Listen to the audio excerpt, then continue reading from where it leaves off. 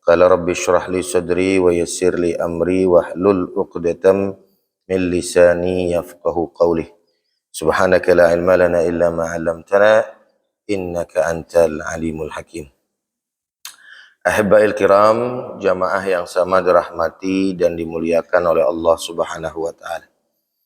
Langsung saja kepada poin pembahasan kita, di mana pada kesempatan siang hari yang berbahagia ini kita akan membahas tentang satu tema yang sangat amat penting yang berjudul menjaga keimanan di akhir zaman, di mana keimanan merupakan syarat mutlak seseorang akan mendapatkan surganya Allah Subhanahu wa taala.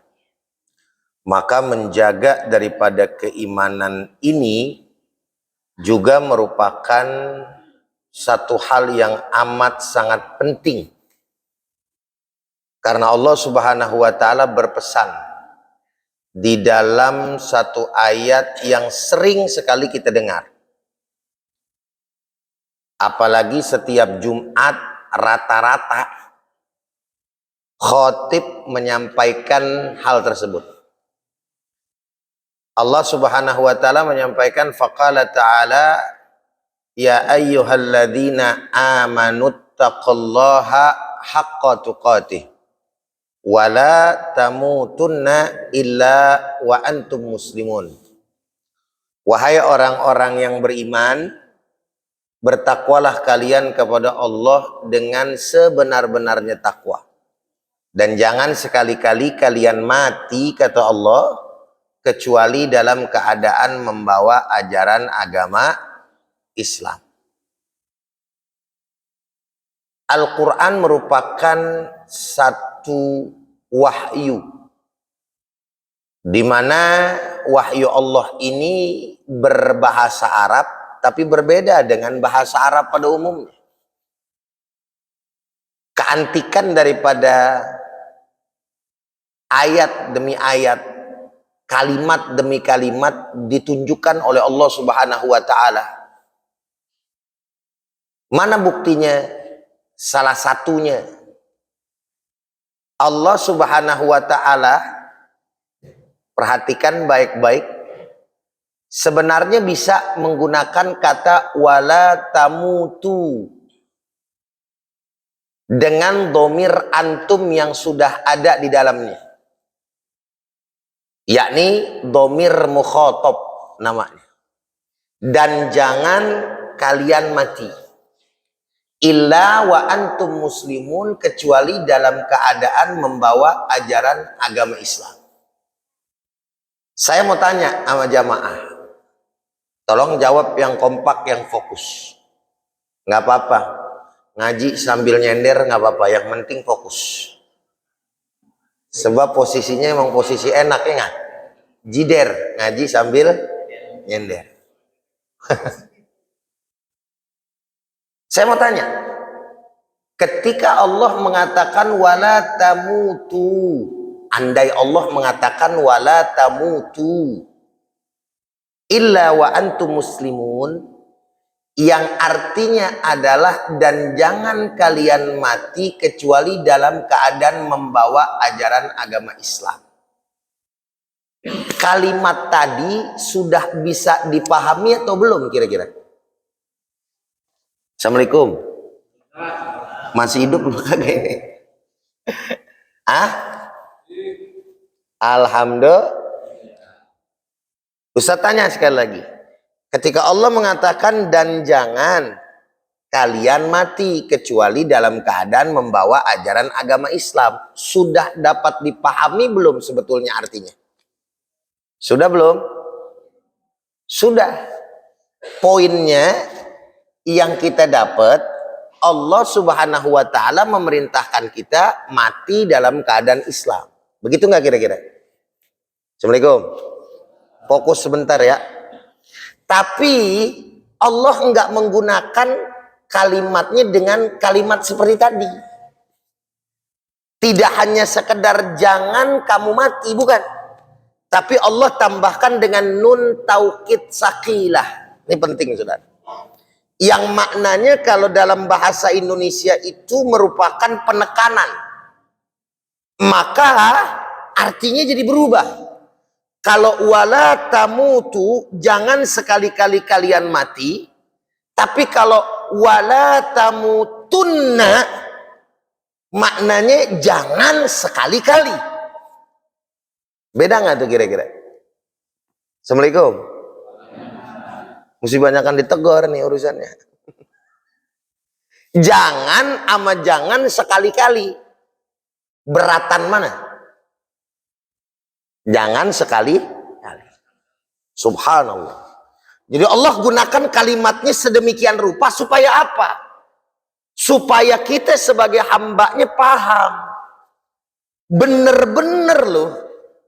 Kalau kalian mau mendapatkan daripada kebahagiaan, bukan hanya saja di akhirat, bukan hanya saja di alam dunia, khususnya nanti di akhirat sebagai kehidupan yang abadi, awas loh.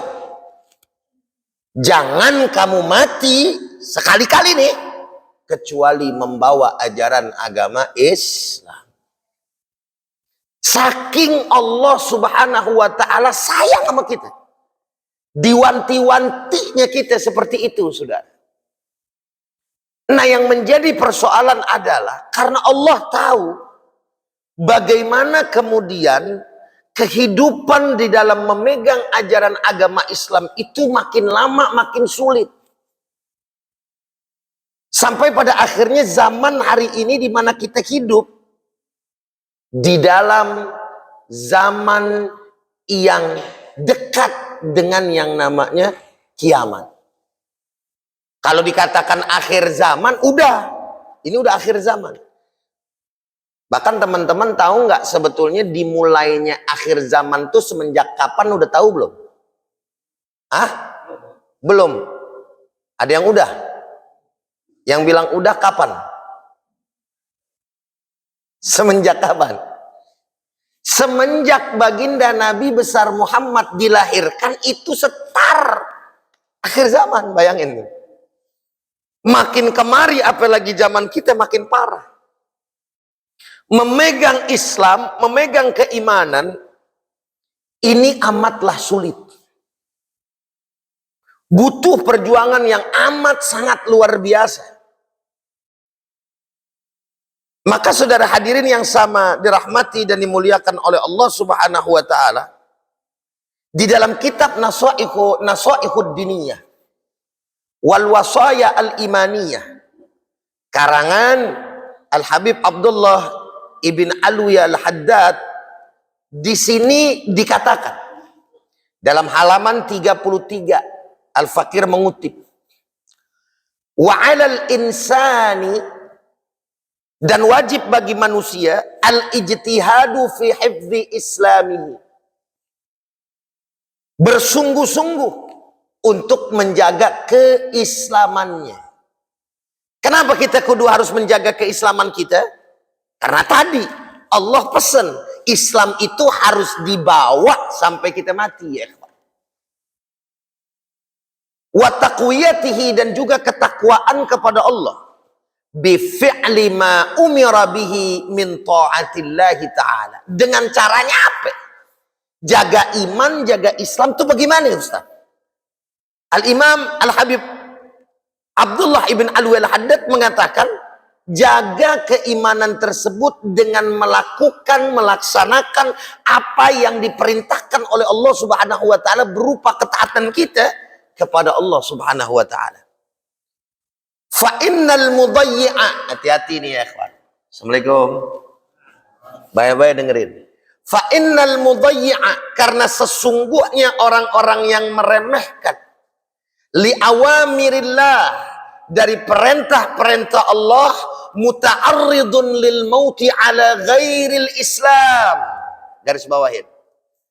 Orang yang meremehkan perintah-perintah Allah, sama saja dia menantang Allah untuk siap mati di luar daripada ajaran agama Islam.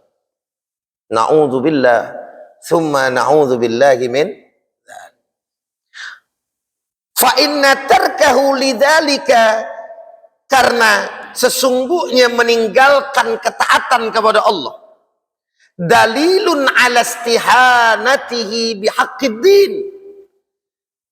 Selanjutnya Imam Abdullah mengatakan, karena sesungguhnya hal yang sedemikian rupa itu menganggap enteng terhadap hak-hak agama, wa alal istighfafi bihi, dan menganggap remeh terhadap urusan agama. Falyahdharil muslim min dzalika ghayatul hadar. Maka hendaklah orang yang beriman, hendaklah seorang muslim dan muslimah menjaga dan bersikap hati-hati dengan kehati-hatian yang sangat tinggi.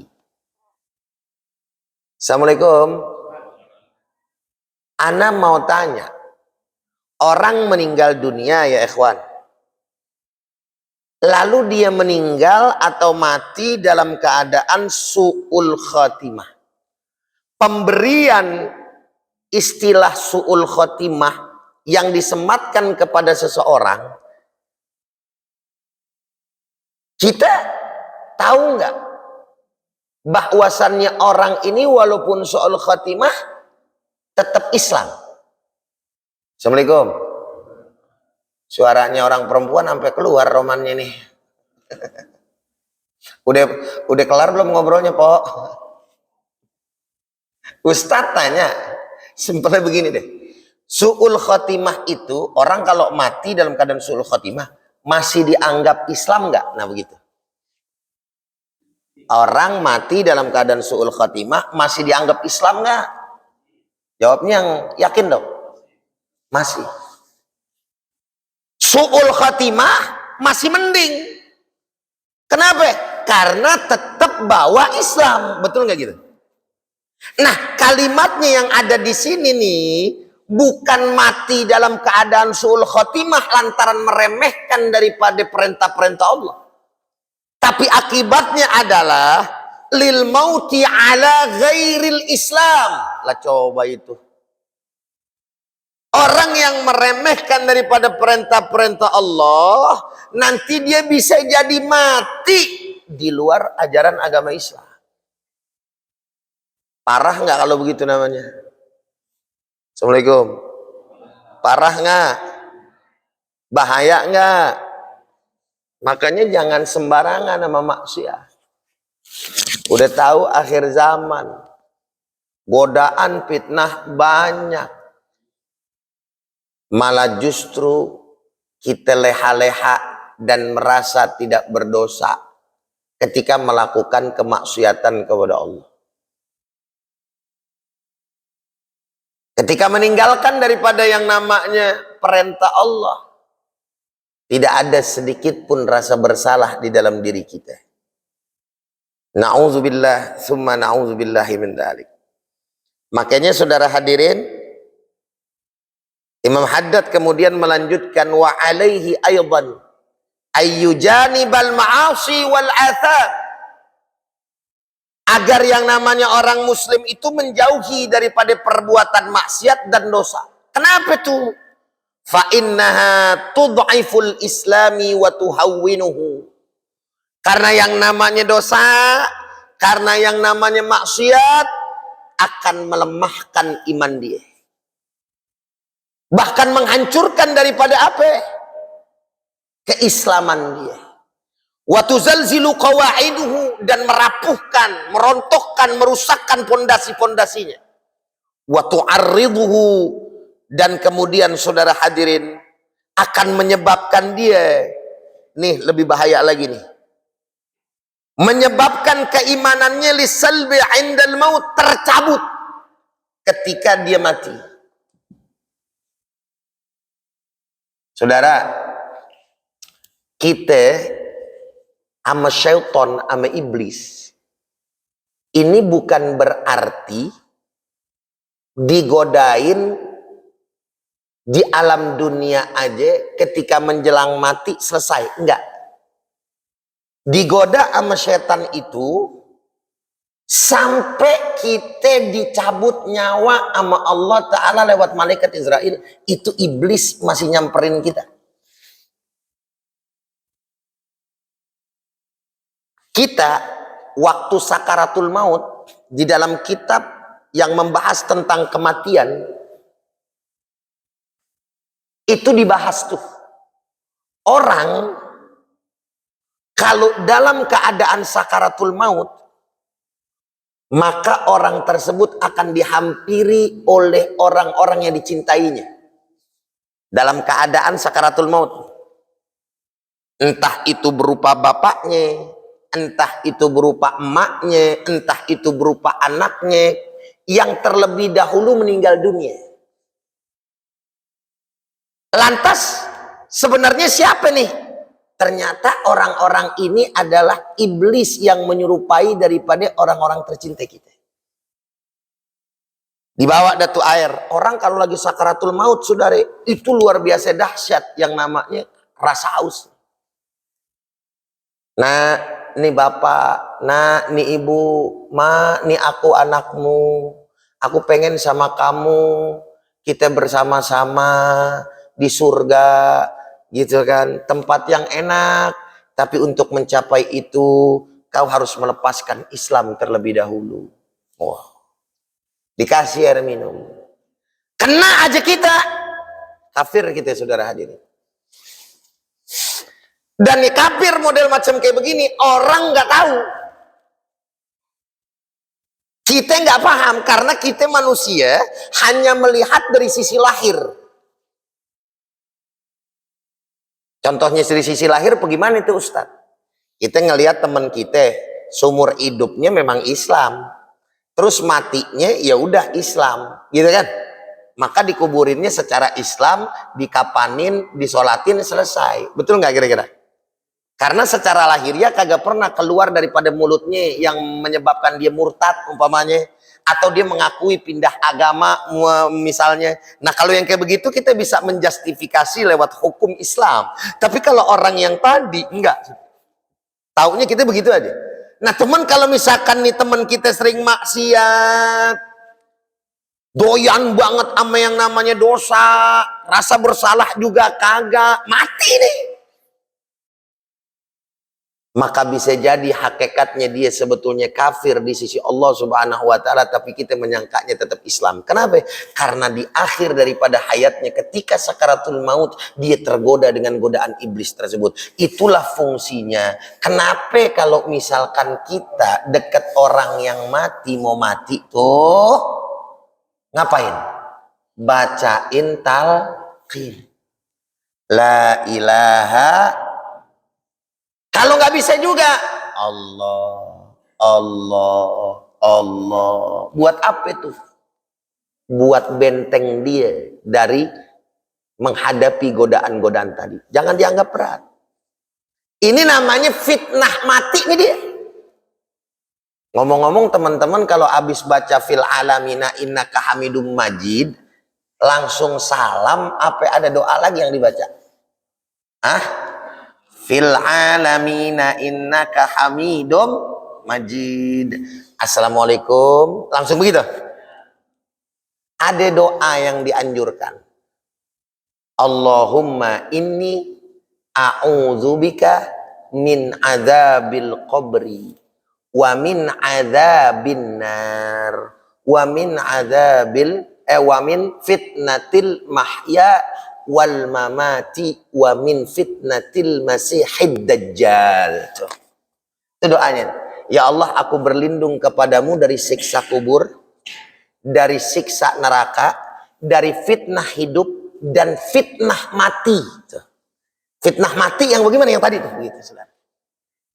Dan juga fitnah masihid dajjal, yaitu dajjal. Dajjal neraka dia, surganya Allah. Surganya dia, nerakanya Allah Subhanahu wa Ta'ala. Itu paling luar biasa, saudara. Udah paling luar biasa. Orang fasik, orang munafik itu pasti bakal ikut dia. Hanya orang-orang yang beriman yang akan kemudian bisa menetapkan keimanannya. Nah, oleh karena itu kembali lagi kepada persoalan saudara hadirin yang sama dirahmati oleh Allah Subhanahu wa Ta'ala. Kama waqa'a dzalika wal iyadu billah likatsirin minal malabisina laha wal musirrina 'alaiha.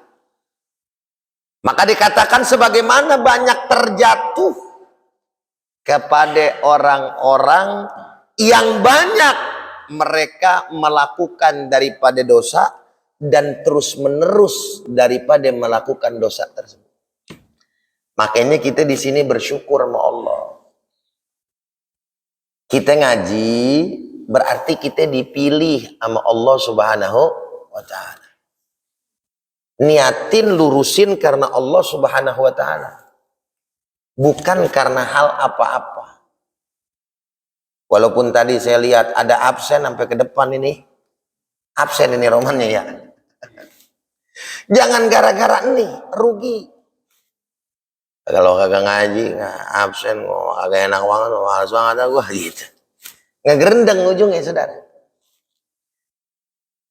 Tapi kalau ini hanya sebagai sebuah pendorong, nggak masalah. Kita kayak dulu begitu, yang namanya disuruh puasa sama orang tua, kadang-kadang kudu didorong-dorong. Kadang-kadang kudu diancem-ancem dikit. Kadang-kadang kita diiming-imingin, begitu nggak sih kira-kira? Assalamualaikum. Ngalamin nggak masih bocah begitu?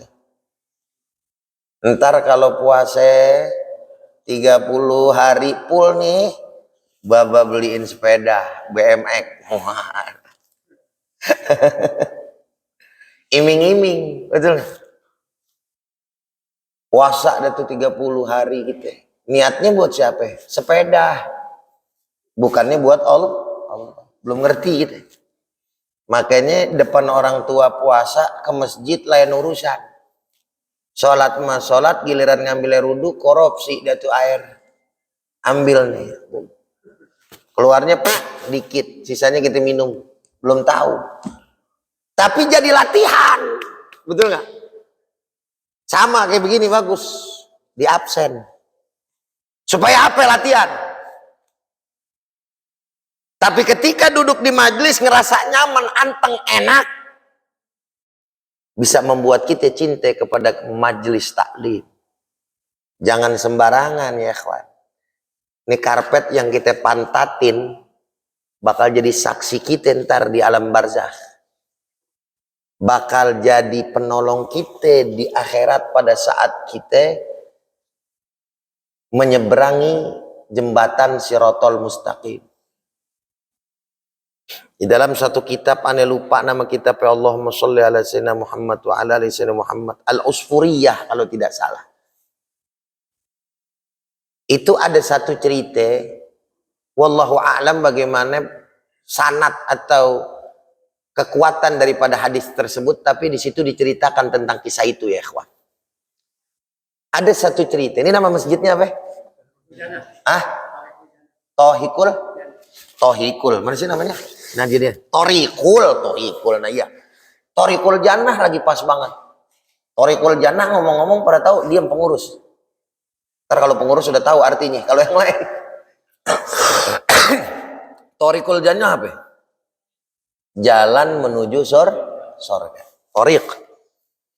Ini sama nih. Ketika melewati jembatan Siratal Mustaqim ya ikhwan, ada orang yang terpaku, nggak mau nyebrang, gemeteran kakinya. Malaikat bilang, bro buruan belakang ngantri gitu. Lagi banyak yang ngantri. Saya takut kenapa? Ya lihat aja tuh yang tadi jalan. Ada yang nyemplung baru selangkah, ada yang ibaratnya merembet tetap nyebur. Amal saya dikit, nggak bisa ngapain. Nggak bisa ada yang saya andelin. Ada amal ente di dunia yang baik gitu? Coba pikir-pikir lagi. Kagak ada. Coba pikir-pikir lagi kali ada yang bisa bantu ente. Oh iya, betulan aneh dulu kerja. Ada pengajian. Kalau kagak ngaji di absen. Awalnya sih kepaksa gitu. Cuman aneh kok jadi betah ya gitu. Tapi kalau di dalam kitab itu nggak ada yang belakangan ini, nggak ada. Ini ngarang aja ini mah. Udah. Terus apa nama masjid yang ente pakai tuh buat ngaji, buat ente sholat, buat ente ibadah? Yang mana? Iya itu yang di kantor lo. Oh namanya Thoriqul Jannah. Panggil Thoriqul Jannah. Dipanggil sama dia. Thoriqul Jannah. Gak terbang nih masjid kita. Percis kagak ada kurang begini nih, karpetnya merah. Ente manggilannya tadi? Iya. Ente kenalannya nggak? Diperhatiin sama itu masjid. Nah, iya bener. Ente dulu pernah masuk, ente ngaji. Saban Johor kalau ada kajian. Kata malaikat naikin. Naik. Pas naik, buat nyampe di ujung saudara. Gara-gara yang namanya nggak amal soleh nih. Assalamualaikum. Makanya saya mau tanya, kepaksa apa kagak nih ngaji urusannya? Jangan rugi kalau misalkan kepaksa. Lanjut tapi udah nih urusan. Sampai jam berapa emang ngaji gitu? Biasanya kalau di kantor mintanya buru-buru aja. Setengah jam lagi makan siang soalnya dia di luar istirahat. Lanjut nih. Berapa menit lagi? Ada tanya jawab nggak? 1-2 orang ntar ya. 10 menit lagi ya. Kita lanjutin dikit ya ikhwan. Wala tazalu sa'ilan minallahi husnal khatimah. Selanjutnya cara menjaga daripada keimanan kita, jangan kita bosan selalu meminta kepada Allah husnul khatimah.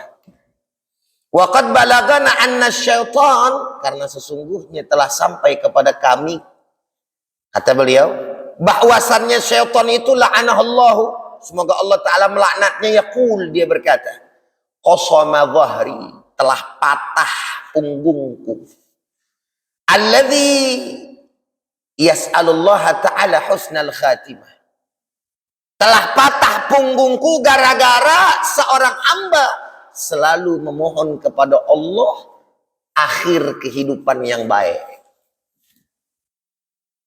Aqulu mata yu'ajabu hadha bi'amalih akhafu an qad fatana. Tapi yang menarik di akhir daripada ibarat ini, beliau menjawab, bila mana seseorang bangga dengan amalnya, aku takut ia terkena daripada cobaan atau ujian. Maksudnya bagaimana itu Ustaz? Kalimat ini. Jangan pernah bosan minta kepada Allah Subhanahu wa Ta'ala akhir kehidupan yang baik, walaupun kitanya udah baik. Walaupun kitanya udah baik. Insya Allah nih, ana husnudzon orang yang duduk di sini orang-orang baik semua. Capek, lelah, pegel nyari duit, datang ke masjid dengerin ustadz ngoceh, oh baik kan itu urusan itu. Kalau orang kagak baik, ustadz ngoceh, pegel hatinya saudara. Bener gak? Ngomong apa sih lu dari tadi? Gue capek, lu ngomong baik. Tapi kalau orang baik, hatinya nerime daripada kebaikan. Ini semua orang baik insya Allah. Tapi kita jangan terperdaya dengan amal baik kita, gitu maksudnya. Karena kita tidak akan mampu masuk ke dalam surganya Allah Subhanahu wa Ta'ala melalui pintu kematian yang husnul khotimah tanpa rahmat Allah. Itu maksudnya. Jelas nggak? Sehebat-hebatnya kita punya amal soleh, nggak bakalan laku dibandingin sama surganya Allah. Benar apa benar? Kita masih banyak yang namanya alfanya, khilafnya, salahnya dibandingkan amal ibadah kita. Sholat kita takbiratul ihram udah inget dompet di mana taruhnya. Allahu Akbar ya salam, lupa lagi tadi itu kunci mobil. Beda sama Sayyidina Ali, Allahu Akbar ditarik, dia punya yang namanya anak panah nggak berhasil. Sampai selesai sholat dia tanya, udah belum anak panah yang ada dalam tubuh saya dicabut? Lah dari tadi. Ya Allah ilallah. Saking khusyuknya. Kita belum ada apa-apa. Makanya kita senantiasa berharap rahmat dari Allah Subhanahu wa Ta'ala. Jangan ujub ya kawan. Orang, makanya kalau dibilang, Tat, cirinya orang ikhlas tuh bagaimana sih? Walaupun yang ngomong belum ikhlas-ikhlas banget kali. Iya, kita sebagai ustadz juga Masya Allah, tabarakallah, banyak yang namanya harus dibenahi dari diri kita. Kadang kalau lagi ngajar yang model-model begini nih malu sendiri. Tapi ini bisa menguatkan daripada diri kita. Bagaimana itu orang yang ikhlas? Dalam satu keterangan dikatakan annasu kulluhum halak. Perhatiin nih baik-baik. Manusia itu semuanya hancur. Illal alimun, kecuali orang-orang yang tahu. Ini syarat diterimanya amal soleh secara lahiriah ya. Maknanya apa? Kalau orang kagak punya ilmu, ibadah diterima nggak ibadahnya? Wa kullu man bighairi ilmin ya'malu a'maluhu mardudatun la tuqbalu. Kata Imam Ibnu Ruslan dalam kitabnya Zubat, setiap orang yang beramal tanpa ilmu, maka amalnya tertolak, nggak bakal diterima. Gitu ya. Maka saudara hadirin, berilmu aja cukup nggak? Enggak. Makanya dikatakan manusia itu hancur. Illal alimun, kecuali orang yang berilmu. Wal alimuna kulluhum halak illal amilun. Orang yang berilmu juga bakalan hancur, bakalan rugi, kecuali ilmunya dipakai dan diamalkan. Wal amiluna kulluhum halak. Dan orang yang beramal bakal hancur juga. Masya Allah. Illal mukhlisun. Illal mukhlasun apa mukhlisun? Illal mukhlasun. Karena beda antara mukhlas sama mukhlis. Kalau mukhlis isim fa'il. Kalau mukhlas isim maf'ul. Assalamualaikum. Ngerti apa kagak itu yang terakhir ya? Ngerti kagak ngerti, belaga ngerti aja deh. Isim fa'il maknanya dia yang melakukan keikhlasan. Kalau isim maf'ul, dia yang diikhlaskan oleh Allah Subhanahu wa taala. Mana yang lebih cakep, mukhlis apa mukhlas? Assalamualaikum. Kira-kira nih pertanyaan aja, salah bener sih nggak apa-apa dah. Mukhlis apa mukhlas yang cakep? Mukhlas, mukhlis aja. Mukhlis. Kenapa? Kalau kita berusaha ikhlas susah nggak? Kita nih pada nih, gampang apa susah kita ikhlas? Lah susah. Lah gua aja kagak gampang ini. Kagak gampang ini. Ngajar nih ngajar. Pulang otak ada aja nih saudara. Otak ada aja nih. Alhamdulillah dah urusannya. Pulang aja dari sini aman urusan, dapat amplop tuh. Susah kalau mukhlis. Tapi kalau mukhlas diikhlasin sama Allah, lempeng. Allah yang kasih ikhlasnya. Masya Allah. Bergerak. Mau berapa duit kayak urusannya. Gak ada urusan. Yang penting gue udah menyampaikan daripada dakwah. Qad ballagtur risalah wa addal amanah. Khalas. Ntar sisanya Allah yang cariin rezeki. Oh. Kita begitu. Ikhlas aja. Keluar kan. Coba itu. Ikhlas. Cuman biasanya kalau kue udah keluar kode nih. Kudu rapi urusan kajian saudara. Yang penting ikhlas. Wal mukhlisuna, terakhir sebagai penutup, ala khawatirin azim, sedangkan orang yang ikhlas selalu senantiasa khawatir apakah amalnya diterima sama Allah Subhanahu wa taala, sehingga dia selalu sibuk untuk membenahi daripada amalnya, selalu sibuk memperhatikan dirinya, tidak sibuk memperhatikan amal orang lain. Dan mudah-mudahan dengan kesemuanya tadi kita bisa mempertahankan keimanan kita, khususnya di akhir zaman yang penuh dengan ujian dan fitnah ini. Amin ya rabbal alamin. Mudah-mudahan jadi ilmu yang manfaat buat kita semuanya. Insya tafadhol sambil makan. Ada yang mau tanya sebelum kita tutup, dipersilahkan. Baik pertanyaannya berkaitan dengan masalah ini atau masalah yang lainnya di luar pembahasan kita, tidak apa-apa. Selama saya bisa jawab, pasti saya jawab. Nggak bisa saya jawab juga. Dengan jawaban wallahu a'lam bishawab gitu. Ade, tafadhol. Silakan dia kanan. Bismillah.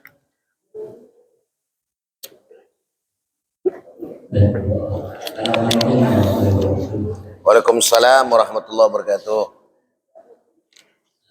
Jadi mau nanya kalau tadi yang meninggal dengan suruh timah masih mendapat syafaat dari.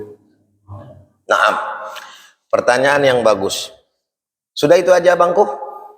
Sudah? Oke, baik. Jadi pertanyaan abang kita, apakah orang yang mati dalam keadaan su'ul khatimah itu akan mendapatkan syafaat Nabi besar Muhammad SAW?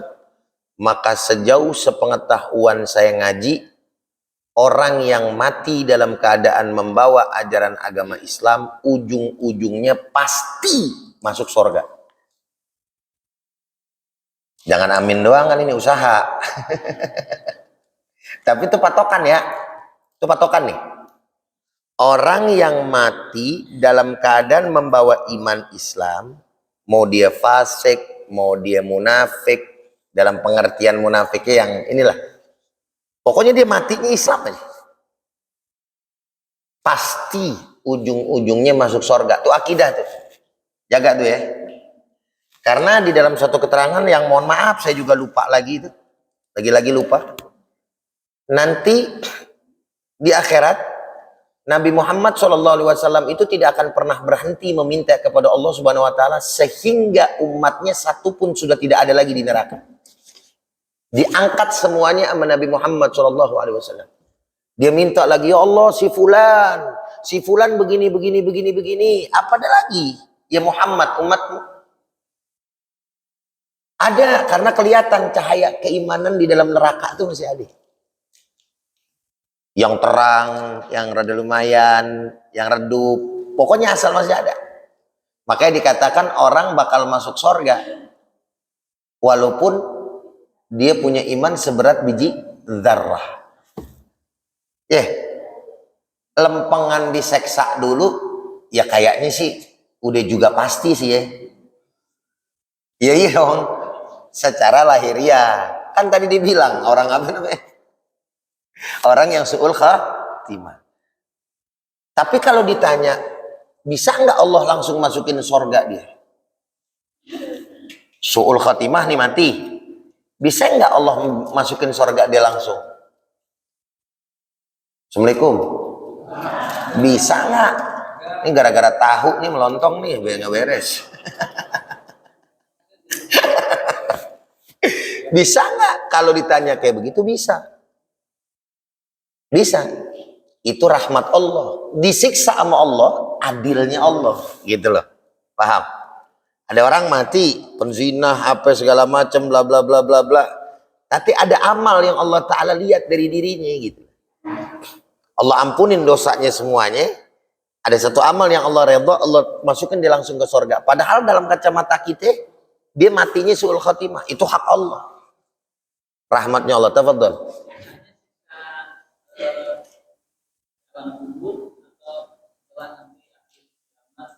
Alam barzakh, alam barzakh itu alam kubur. Di akhirat itu neraka, ini gitu kan. Nah, dua-duanya itu hak Allah. Dia mau dapat yang namanya nikmat kubur lalu kemudian Allah ampunin, bisa dari situ. Ada juga bisa juga di kuburan diseksa, giliran di akhirat ntar diampuni Allah, bisa jadi. Atau dua-duanya dapat. Alam barzakh udah diazab, digedik sama malaikat mulu sabanari, jebret. Masuk ke dalam akhirat nantinya, masuk ke dalam neraka. Baru kapan taunya udah habis, baru masuk surga. Ini akidah ya. Terakhir. Maafin. Kalau orang di luar Islam Ini menurut perspektif kita ya. Ya, kan ngejelasin kayak begini nggak ekstrim ya. Bukan nyalahin orang gitu ya atau gimana. Karena dalam kondisi akidah kita begitu adanya. Orang yang mati dalam keadaan kafir, mati dalam keadaan kafir. Kita lihat nih, si fulan matinya bukan Islam, kafir emang. Kalau ditanya, si fulan masuk surga apa masuk neraka? Jawabannya apa? Ah? Yakin gak gitu? Masuk neraka surga? Nggak pakai insya Allah lagi dah. Kali ditanya tuh orang kafir kira-kira masuk neraka surga? Insya Allah sih neraka. Nggak pakai insya Allah, nggak pakai insya Allah. Udah pasti neraka. Kita nggak salah mengatakan seperti itu. Kenapa? Kita hanya menyampaikan apa yang disampaikan Allah, bukan kita yang menjustifikasi. Jelas kan nih? Kenapa? Karena Allah sendiri yang berfirman dalam surat Al-Bayyinah contohnya. Innal ladzina kafaru min ahlil kitabi wal musyrikina fi nari jahannam khalidina fiha ulaika hum syarrul bariyah. Sesungguhnya orang-orang kafir. Orang kafir itu ada dua jenis, saudara. Ada kafir ahlul kitab, ada kafir yang namanya musyrik. Apa perbedaan ahlul kitab sama musyrik? Kalau ahlul kitab, dia itu percaya Allah tapi nyekutuin Allah. Percaya Allah, nyekutuin Allah. Kan ada yang nggak percaya sama Allah, Tuhannya bukan Allah ya. Maaf. Yang dikatakan agama samawi sebetulnya lebih tepatnya bukan agama samawi ya ikhwan. Kutubus samawi, kitab-kitab yang diturunin melangit. Kalau agama samawi cuma satu, Islam. Cuman diselewengin. Nah, cuman kan istilah yang terdengar di kita ini agama samawi, betul nggak? Udah tahu belum agama samawi? Udah dong. Islam, terus atau lagi Y, atau lagi N belakang gitu ya. Nih, yang diturunin nama dia kitab apa namanya? Zabur, Taurat, Injil. Ini ahlul kitab. Dirubah. Dia percaya nggak sama Allah tuh? Percaya deh. Orang nyebutnya Allah, tapi dia mensekutukan Allah. Si Yahudi mengatakan Uzair anak Allah. Nasrani mengatakan bahwa Isa anak Allah. Sedangkan kita kul huwallahu, emang dari dulu kayak begitu sebetulnya. Ya, ini mohon maaf sekali lagi bukan berarti kita menghina agama yang lain. Ini dalam akidah kita soalnya emang ada gitu ya. Itu kafir min ahlil kitab. Ada musyrik nggak percaya Allah, nyembah yang lain, musyrik, nyembah puun, nyembah dewa, nyembah apa, itu musyrik namanya. Nah, orang kafir dari dua jenis ini yang Allah Ta'ala udah sebutin, mereka itu apa? Finari jahannam, di dalam neraka, khalidina fiha. Udah gitu ditenekenin lagi. Kalau tadi si su'ul khotimah finari jahannam, tapi enggak khalid gitu loh. Enggak abadi. Ini kalau ini khalidina fiha, Allah tegesin lagi. Dia selamanya di neraka lah, coba itu. Udah gitu Allah hina lagi. Ulaika hum syarrul bariyah, mereka sesungguhnya adalah orang-orang yang paling buruk seburuk-buruknya manusia. Walladzina amanu innal ladzina amanu wa amilus solihati ulaika hum khairul bariyah. Jazaohum 'inda rabbihim jannatu 'adnin tajri min tahtihal anhar khalidina fiha abada. Allah radhiyallahu anhum wa radu an dzalika liman khasyiya rabbah. Shadaqallahul azim. Sedangkan orang-orang yang beriman dan beramal saleh, Allah sediain surga yang mengalir di bawahnya sungai-sungai. Allah redha sama mereka, mereka redha sama Allah. Dan mereka termasuk orang-orang yang takut kepada Allah Subhanahu wa taala. Wallahu a'lam bishawab. Bisa dipahami nih, Bang? Terakhir, ada lagi? Satu lagi pertanyaan? Udah tinggal 5 menit, udah jam 1. Sudah cukup? Cukup? Baik. Lanjut. Oh, lanjut. Masih penasaran. Gimana, Bang? Kayaknya habis kelar ngobrol nih kita nih. Ustaz, berarti syafaat Nabi Muhammad itu berlakukan untuk kaum di sebelumnya. Yang tadi kan ada beberapa pengaku masih bisa sama Allah, hanya tidak bersih. Apakah itu masih berlaku syafaat Nabi Muhammad? Tidak berlaku, sudah tidak berlaku. Dan mereka bukan umat Nabi Muhammad, mereka bukan orang Islam. Mereka kafir, illa kalau yang Hanif. Hanif itu maksudnya memang dia pengikut Nabi Isa, tapi memang benar-benar beriman nama Nabi Isa dan tidak mentuhankan Isa gitu.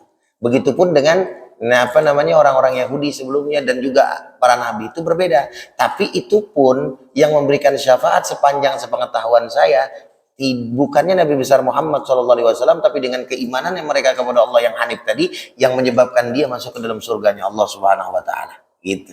Bukan yang namanya syafaat dari Nabi. Kenapa? Karena syafaat Nabi Muhammad itu hanya berlaku kepada umatnya saja. Wallahu a'lam bishawab. Nah, halas. Oke, kalau udahan karena lontong inti udah habis sama tahu, ya kan. Sedangkan ane masih ada, ya berarti kita tutup karena ane juga mau makan lontong sama tahu. Oke? Demikian kurang lebihnya Al-Fakir minta maaf. Astagfirullahaladzim. Falakal hamdu ya Muhammad. Allahumma salli ala sayyidina Muhammad wa ala ali sayyidina Muhammad.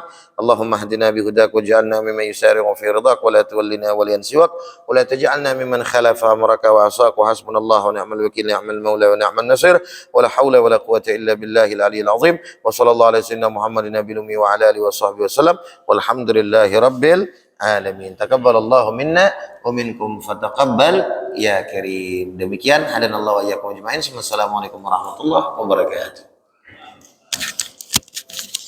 Alhamdulillah.